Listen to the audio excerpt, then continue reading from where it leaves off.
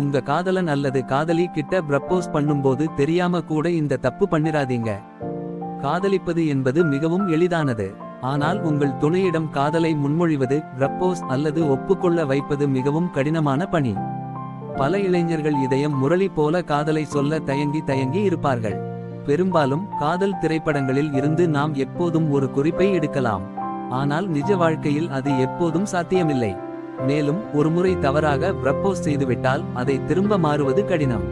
எனவே உங்களுக்கு காதல் இருந்தால் அல்லது ஒரு தேதியில் உங்கள் கூட்டாளருக்கு முன்மொழிய திட்டமிட்டால் சில செய்ய வேண்டிய விஷயங்கள் உள்ளன. அதை நீங்கள் அறிந்திருக்க வாய்ப்பில்லை. உங்கள் காதலன் அல்லது காதலிக்காக மோதிரத்தை வாங்குவதற்கு அல்லது ப்ரப்போஸ் செய்வதற்கு முன் நீங்கள் தவிர்க்க வேண்டிய அனைத்து முன்மொழிவு தவறுகளை பற்றி இக்கட்டுரையில் தெரிந்து கொள்ளுங்கள். 1. பொதுவெளியில் ப்ரப்போஸ் பண்ண வேண்டாம். பொதுவெளியில் ப்ரப்போஸ் செய்வது மிகவும் உற்சாகமாக தோன்றலாம். ஆனால் இது ஒரு பெரிய வெளிப்படையான முன்மொழிவு பிழை.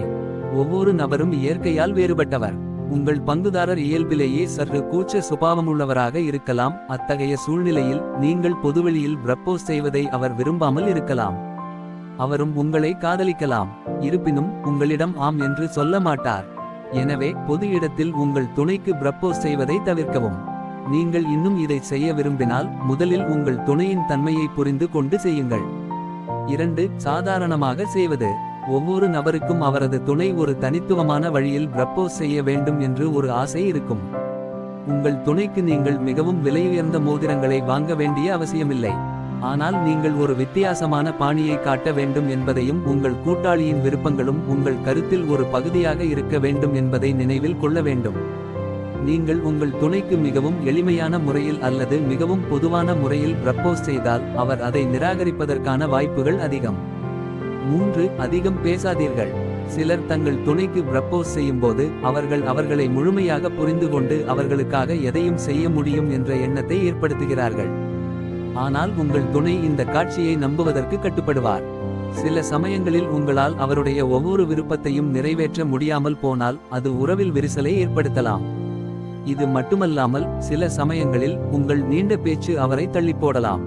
மேலும் அவர் உங்களை பெரிதாக எடுத்துக்கொள்ளாமல் இறுதியாக அந்த திட்டத்தை நிராகரிக்கலாம். சில நேரங்களில் மக்கள் ஒரு நபரை பார்த்து உடனடியாக அவரை விரும்புவார்கள்.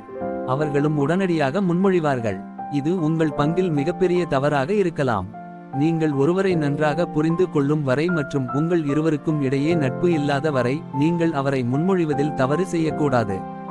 4. மிகவும் தாமதமாக முன்மொழிகிறது. ப்ரப்போஸ் செய்வதில் தாமதமாக இருப்பது.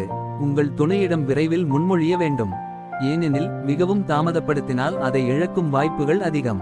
பல நேரங்களில் மக்கள் தங்கள் பங்குதாரர் முதலில் முன்முயற்சி எடுக்க காத்திருக்கிறார்கள்.